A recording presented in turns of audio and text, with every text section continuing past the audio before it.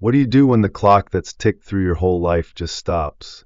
Its hands frozen, like the day my daughter walked out and left me with nothing but silence. I'm Walter Grayson, 68 years old, living alone in a sagging house on the edge of Asheville, North Carolina. It's a mountain town where the winters cut deep and the pines whisper secrets I've long stopped hearing. That morning, I woke to a quiet that gnawed at me. The old wall clock in my living room, an oaken brass beast my father left me, had quit. For 40 years, its tick-tock had been my shadow, marking time through the nights after my wife, Evelyn, slipped away, and the emptier ones after my daughter, Clara, stormed out. Now its hands sat dead at 3:17, and the stillness sank into me like a stone. I shuffled over, the floorboards creaking under my slippers, and stared at it. The pendulum dangled, lifeless, the gears inside choked with dust. I'd been a clockmaker once, fixed every ticker in Asheville when my hands didn't shake and my pride didn't weigh me down.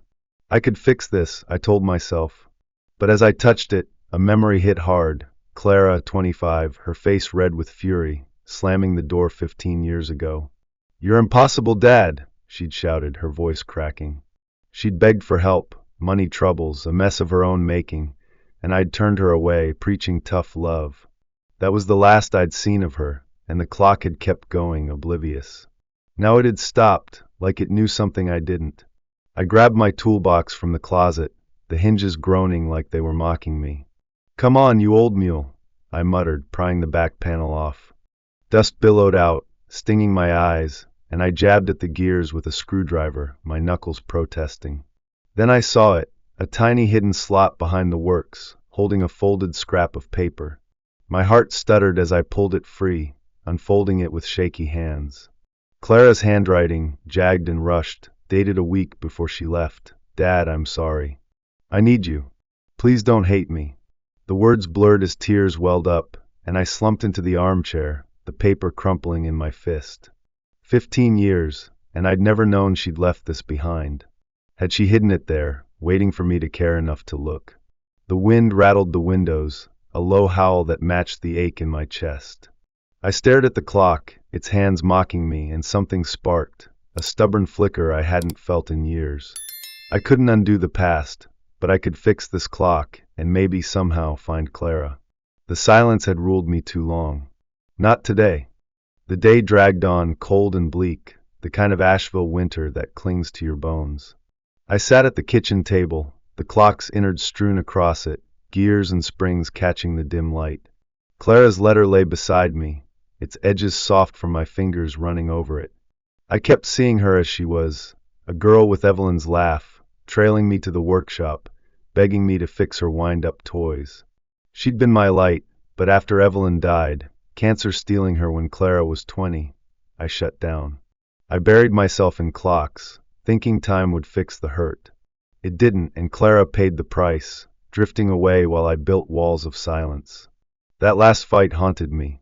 She was 25, broke and desperate, a failed craft shop, debts she couldn't climb out of. "Dad, I need help," she'd pleaded, her voice trembling. I'd scoffed, told her to grow up, that I wasn't her bank. "You're cold, just like Mom said," she'd flung back, and then she was gone, the door banging shut. I'd waited for her to come back, tail between her legs. She never did. Now this letter, "I need you.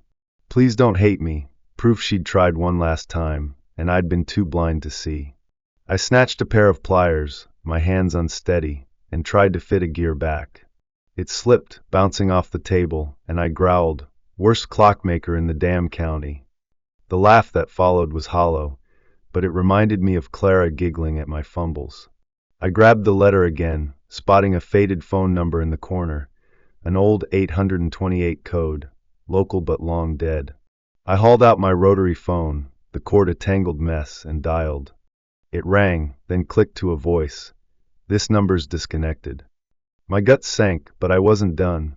I rummaged through a drawer, finding an old Christmas card from Clara, postmarked Boone, an hour north.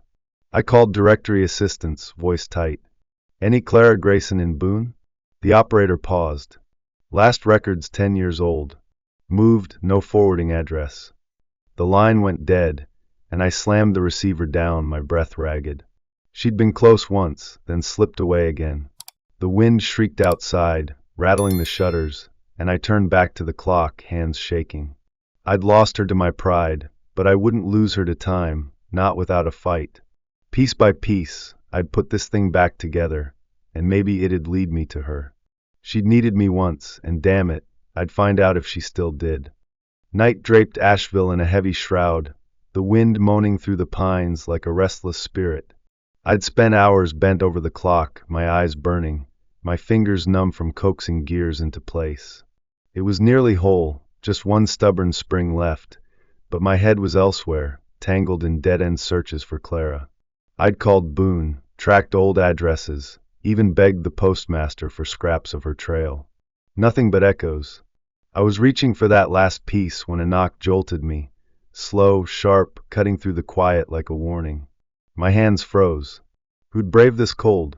I shuffled to the door, peering through the glass, and saw her, a woman tall, shadowed, hair glinting under the porch light. My chest tightened. I yanked the door open, and there stood Clara, 40 now, gray streaking her hair, her face etched with years and something raw, anger, maybe pain. "Clara?" I croaked, my voice breaking.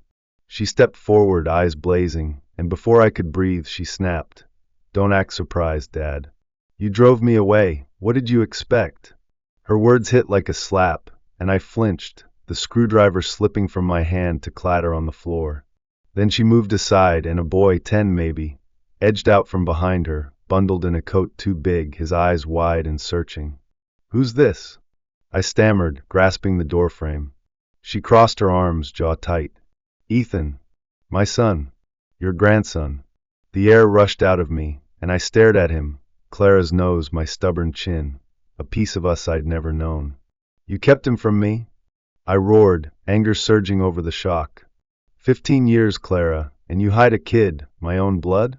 Her voice rose, sharp as a blade. "You shut me out first.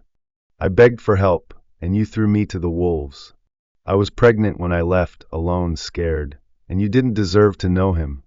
She trembled, tears glinting, then softened. "I'm here because I lost everything, my job, my place. Ethan wanted to meet you. I didn't." The room spun, her words carving into me. I'd failed her, and she'd built a life without me, until now. I looked at Ethan, his gaze darting between us, and fumbled. You like clocks, kid?" The screwdriver rolled under the couch, and he grinned, nodding. Clara let out a choked laugh, half amused, half exasperated, and it pierced the storm between us. She wasn't here to mend things, not yet, but she'd come. Ethan was here, a bridge I hadn't earned. I'd lost her once to my pride, but this was a crack in the wall, and I'd be damned if I let it close again. Morning broke over Asheville, crisp and golden, the Smoky Mountains gleaming under a fresh sun. Clara and Ethan stayed, Ethan on the couch, Clara in her old room, the silence between us thawing slow. I burnt the toast, brewed weak coffee, and we gathered at the table, the clock's pieces spread out like a truce. Ethan poked a gear with a fork, eyes bright, while Clara watched me, her walls still up but crumbling at the edges. "Let's finish it," I said, and she nodded, a quiet yes that felt like a lifeline. We worked as a trio, me guiding Ethan's hands to slot a spring, Clara tightening screws with a steady grip she'd learned somewhere I hadn't been. "Not bad for a rookie," I said, and she smirked, a ghost of her old self flickering through. Ethan laughed when I dropped a pin, scrambling under the table with me to grab it, muttering about my creaky old bones. The house hummed, not a tomb anymore, but a home waking up. By noon we fitted the last gear, and I wound the key. The clock ticked, hesitated, then sang out a chime that echoed through the years I'd lost. Later, as Clara washed dishes, Ethan sidled up, holding a gear we'd missed. "Did Grandma like clocks too?" he asked, his voice small. I swallowed hard, picturing Evelyn's smile. "She loved them. Said they kept us honest, always moving forward. She'd have liked you, kid." His eyes lit up, and he hugged me, quick, fierce, and something in me broke open, warm and raw. That night, the clock ticked steady on the wall, filling the quiet I'd drowned in too long. Family isn't about perfect starts. It's the jagged pieces you mend after the fall, the ones you fit together with shaky hands and a bruised heart. Clara didn't need my pride, she needed my presence, and Ethan handed me a second chance I didn't deserve. Resilience isn't loud, it's a clock ticking anew, a daughter's grudging trust, a boy's question that stitches the past to now. So here's what I know. Have you ever thought you'd lost it all, only to find family builds you back when you're broken? That's the tick that keeps us alive.